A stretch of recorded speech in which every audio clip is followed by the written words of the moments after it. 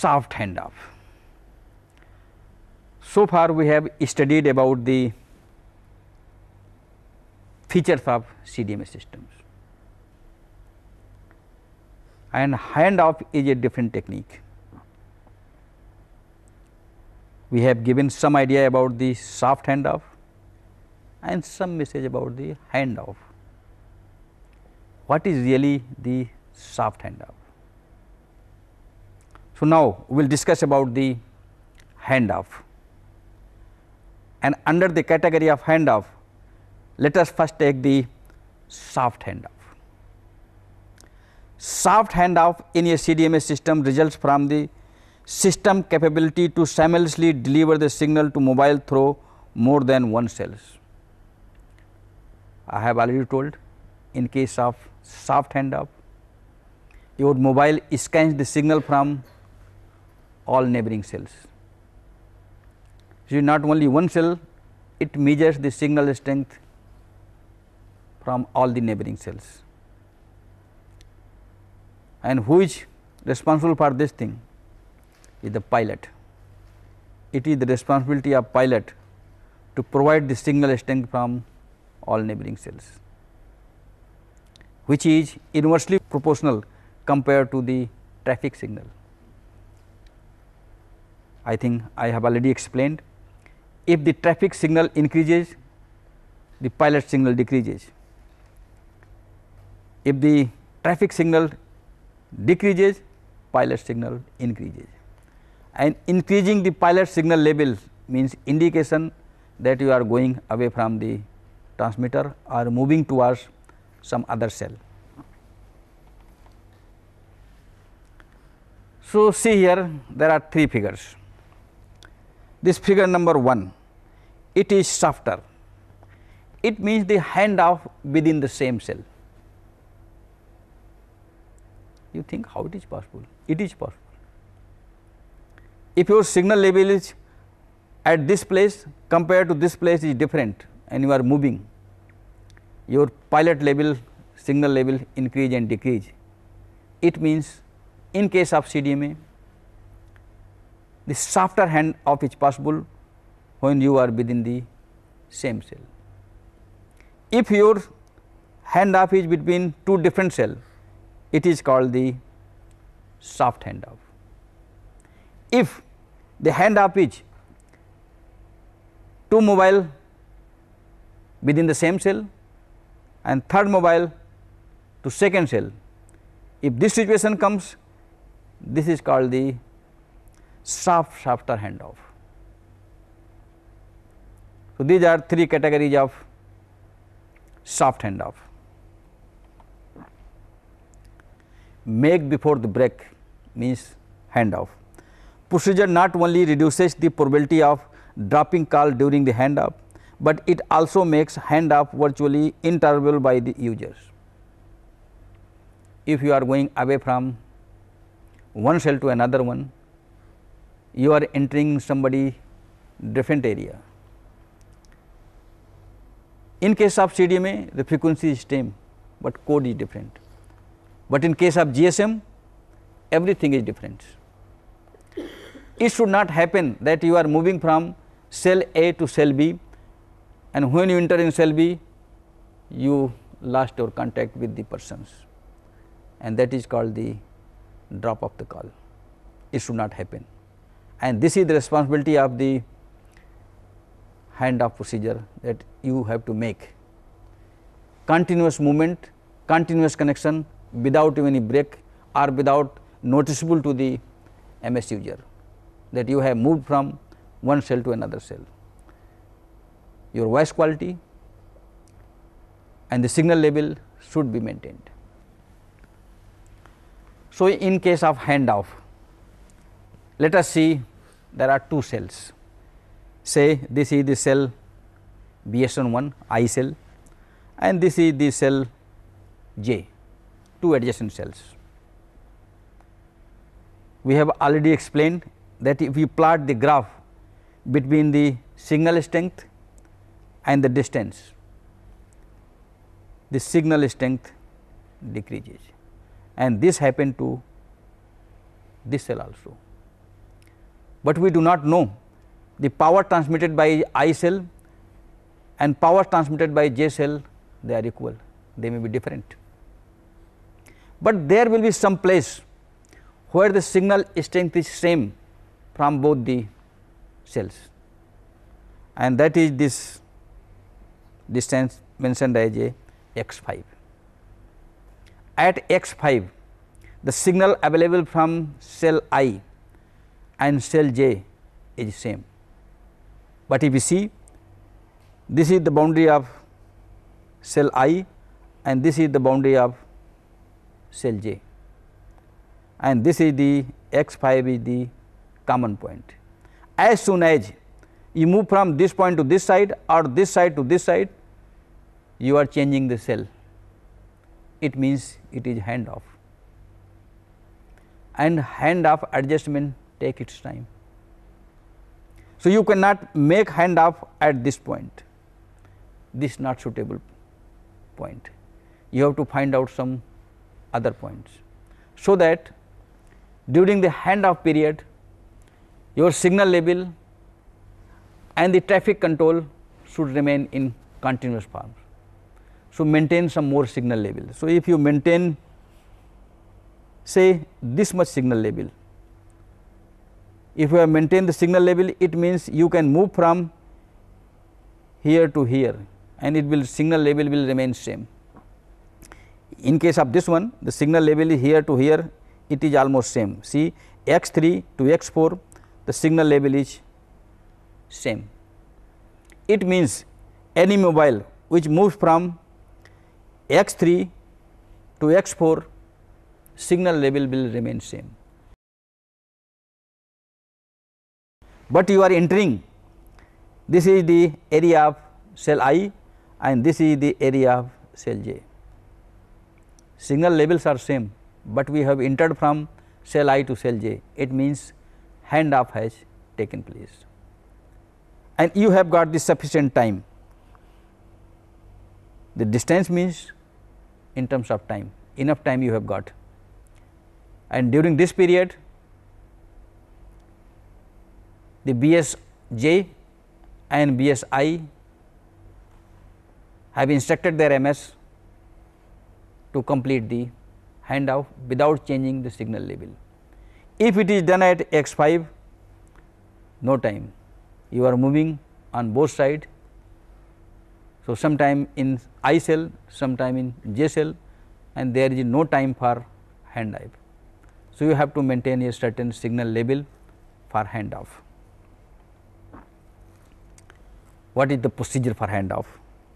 The handoff is mobile assisted, in that MS with a call in progress continue to monitor the signal strength from neighboring cells. Your mobile set in monitoring the signal level from all neighboring cells. If the signal from the one of these cells becomes comparable to that of the original cell, it intimates the handoff process by sending a control message to MS. If your signal level has been maintained, it means you have completed your handoff, and this message go to MST, means master switching center. There is no signal variation. Whatever signal we are receiving in the cell I, we are receiving the same signal in J, it means handoff has been completed. The MS located in transition region between the two adjacent cells, the call can be supported by a signal through both the cells. He is talking about if you are at the x5 positions, it will get the signal from both ones. written here procedure, the MS located transition region. There will be some transition region where the two cells are crossing to each other. The call can be supported by a signal through both the cells. It is getting the signal from I and getting the signal from J, thereby eliminating the common border cell problem of frequent back and forth hang off ping pong between the two cells. If you have taken the handoff within the boundary of both the cells, what will happen? Going I to going J, I and J, you will not able to understand how the handoff will take place. Sometime you are getting I, sometime you are getting J, and for handoff a certain amount of period is required. To avoid that one, maintain a particular signal level, so that you travel from one cell to another cell in a certain period, and within that period your handoff is completed. Now, here is the procedure, how the handoff is done. You think the handoff is very easy. I move from cell I to cell J and handoff has been completed, but during this period how many parameters changes? See here, the pilot strength measurement. First the pilot will measure the signal strength in all the neighboring cells and send the handoff request from old BS to new BS. He will say that I am getting this signal level from your cell. It means he will give message handoff request that I want to enter in your area. Handoff request means I want to enter from one cell to another cell, and then frame selection joins and acknowledge. You are giving a certain frame, yes, you are allowed for handoff, and this is acknowledgement for the new BS, because it is entering in the new BS, and the new BS send the acknowledgement to old BS, yes, you are most welcome, and give the handoff direction. And this handoff direction information go back to MST and BSC. You can make a request, you can send your acknowledgement, but which is the authority which control the handoff? It is BSC and MST.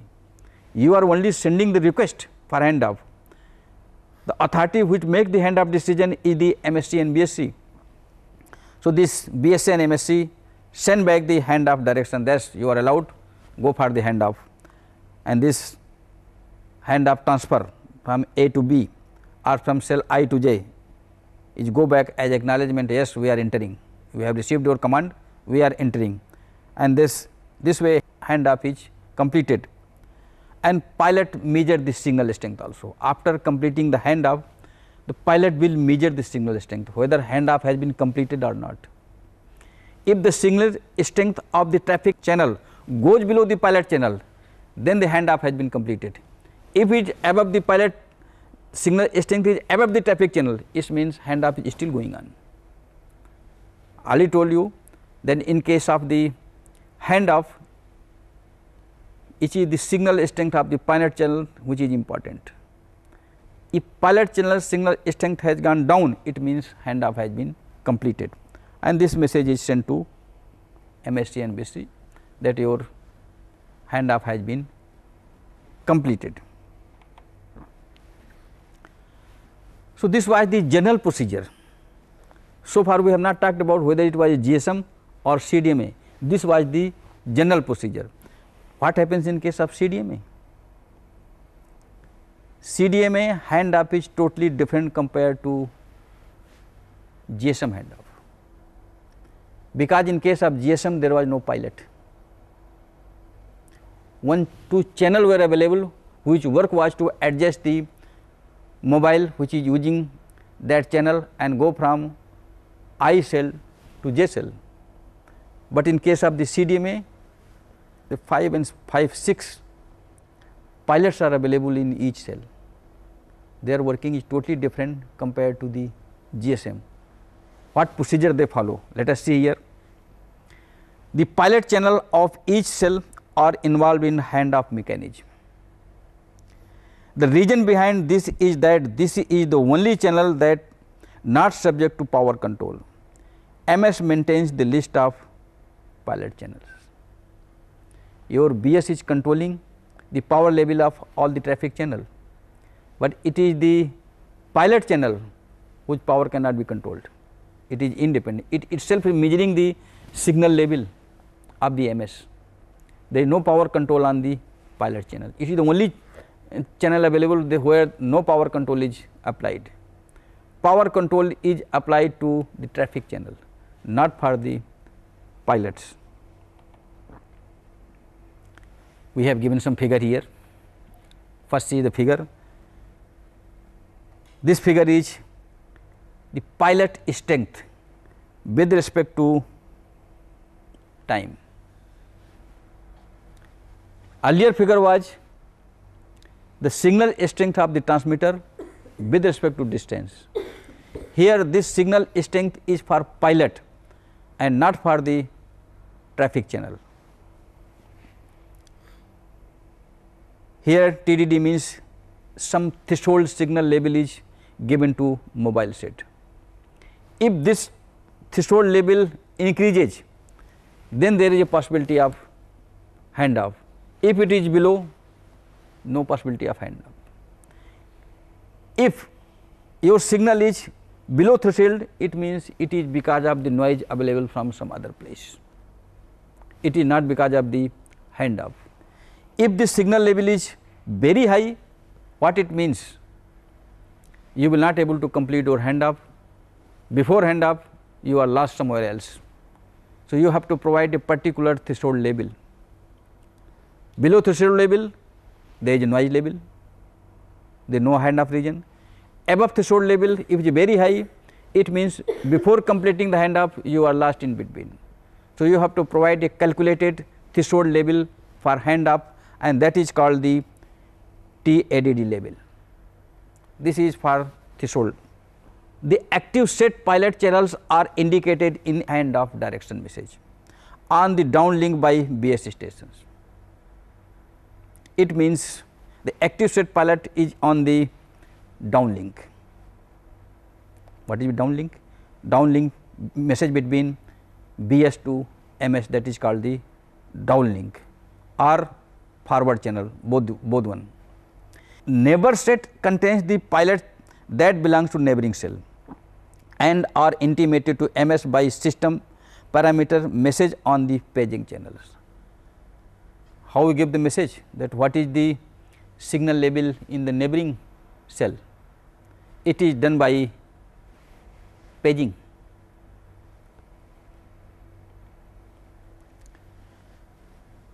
The MS moves away, the pilot of adjacent becomes stronger, already explained. If this strength is above the pilot detection threshold TADD, this pilot must be added to active set and the MS enter the soft handoff regions. So handoff will start above the TADD level. There are 7 numbers given in the figure. If see the bottom, 1 to 8 numbers are given. What is the purpose of these 8 numbers?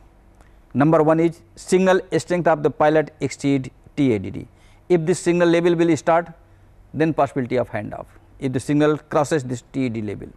Second, which is here, this is the point, the BS send the handoff direction message to MS.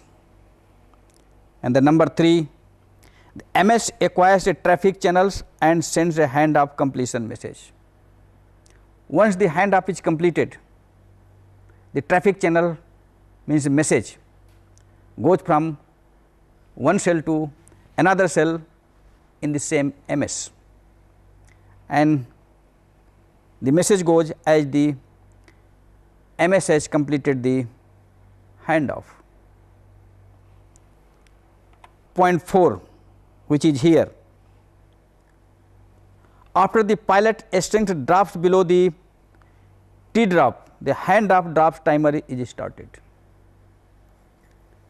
Handoff has been completed, but the signal strength available to the pilot is measured whether the handoff is completed or not. So timer will start. At number 5, which is at this place.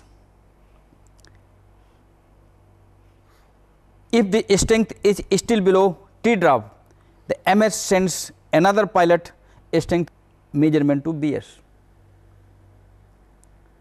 The MS is not sure whether the handoff has been completed or not, and the signal level has gone below the T drop.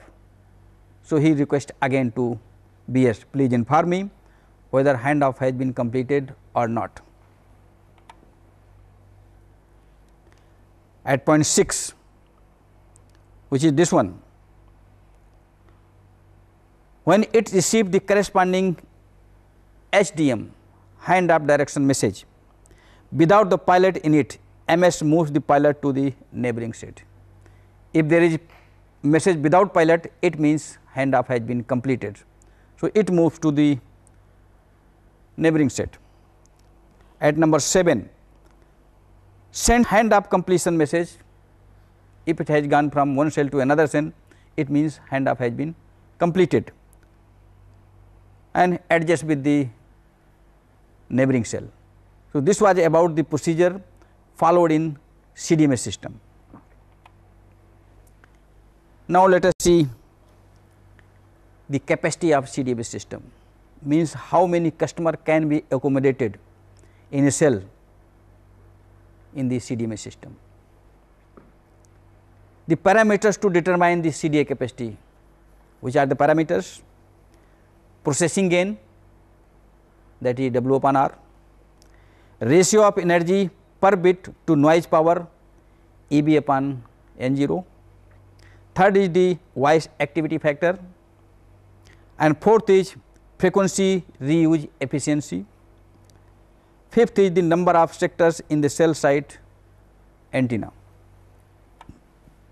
If you see the formula, the capacity is NP is given by W of R into V and S upon EB upon N0 into F. What are these things? In terms of the calls per 25 megahertz channel per cell, these are NP means capacity in terms of number, means the number of subscribers, of calls oblique 1.25 megahertz channel per cells. The available spectrum is 1.25 megahertz. So, you have to define per 125 megahertz how many subscribers can be accommodated. W upon R is ratio of spreading code, which is 1.2288 megacycle per second to maximum information rate is 9600 bits per second. V is the voice activity gain, which is approximately 2. S is the sector per cell, generally 3, and EB upon N0 minimum ratio of bit energy to noise power is approximately 6 dB or factor of 4, and F is the frequency reuse factor, which is also approximately 3/2. So, theoretically what is the capacity of a cell? It is order of 120 calls per 1.25 megacycle.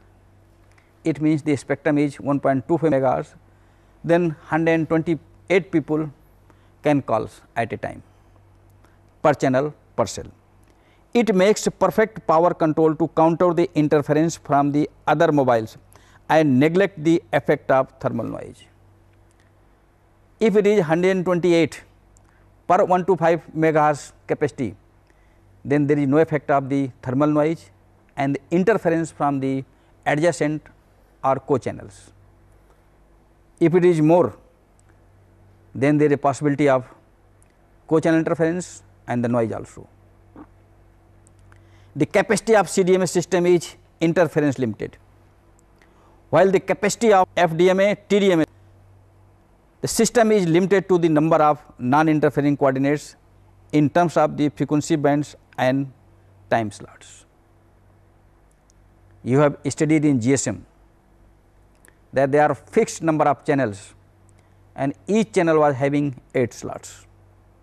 So, you cannot increase the subscribers, but in case of CDMA it is interference limited. It means if you go on increasing the subscriber, the interference will go on increasing. Advantage: in CDMA system, an operator has the flexibility to admit additional users during the peak period by providing a somewhat degraded grade of service, increase bit error rate. If you have increased the subscriber in the same capacity level, then what will happen? The band will decrease. It means it will increase the bit error rate and the quality will decrease, but you can accommodate the more number of users. Finally, another advantage is that this capability is especially important when call might be dropped during the handoff because of the lack of the available free channels. In case of GSM, if you do not have free channel and you move from cell A to cell B or from cell I to J, what will happen? They will not able to accommodate you because all the channels are full. But in case of CDMA, you can be accommodated in other cell because the capacity can be increased or decreased. So, this is the another advantage in CDMA. So, this is about the CDMA system. When we meet you in the next lecture, we may discuss in detail about the in general handoff. Thank you.